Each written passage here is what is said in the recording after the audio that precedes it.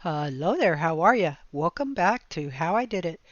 Well, it's time for me to get this drywall up on the interior of the barn. And that first wall, the studs were perfect, 16 on center. I was able to just hang them vertically and everything lined up like a piece of cake.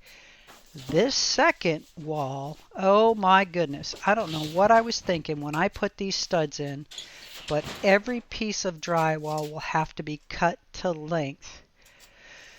So with that being said, went out, got my measurement, went out and cut this piece of drywall. Now I'm just measuring for this outlet that I put in. Transferring those measurements up there on the wall, that way I can just go ahead, lean the drywall up there against it, put those measurements onto the drywall, and then cut the hole. Now the beauty of this video here, I'm showing you that you can install drywall. It takes longer, but you do not have to have all the specialty tools that you see so many people with.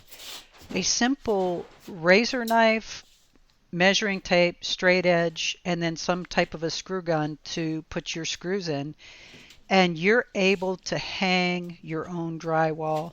No hassle, no fuss, no muss. Now, there is a special bit that you want to definitely invest in if you're doing any amount of drywall at all. And even if you're not doing a bunch of drywall, I highly recommend the bit. You can buy it at Harbor Freight, Lowe's, Home Depot, Ace, wherever. But the bit keeps you from doing what I am going to show you right here. Why I did not just go ahead and go put the bit in, I have no clue, but wait for it. Boom, right on through. And the beauty of the bit is it will make a perfect dimple, set that screw virtually perfect in the drywall. And the nice part about it is when you get ready to mud, you can go around with your flat edge and just hand turn with the hand screwdriver if for some reason you did not get that particular screw sunk down in there far enough. Now another tip that I do is if I have my chalk line close by, I'll chalk line from the top screw at the top edge of the drywall to the bottom screw at the bottom edge of the drywall. That way I'm sure I'm going to hit that stud every single time.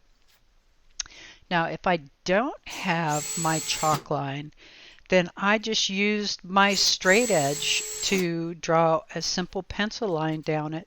And again, that's so when I'm setting these screws, there's no question as to whether I'm lined up or not.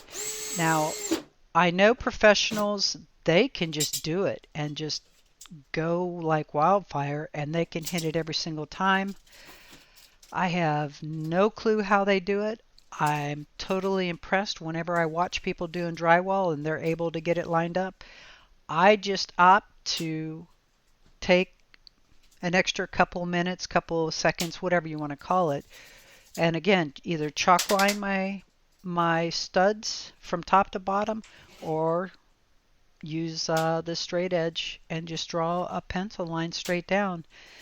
Now, if you're chalking, make sure you use like the blue chalk. Don't use the red. The blue chalk actually will fade off after a while, or you can dust it off. If you use that red chalk, it will bleed through your paint. It will be your worst nightmare from now until eternity trying to get the paint to actually cover it up. Even with primer, that red chalk bleeds through everything. It is just crazy. Anyway, this little bit, I'm telling you, it is just the neatest.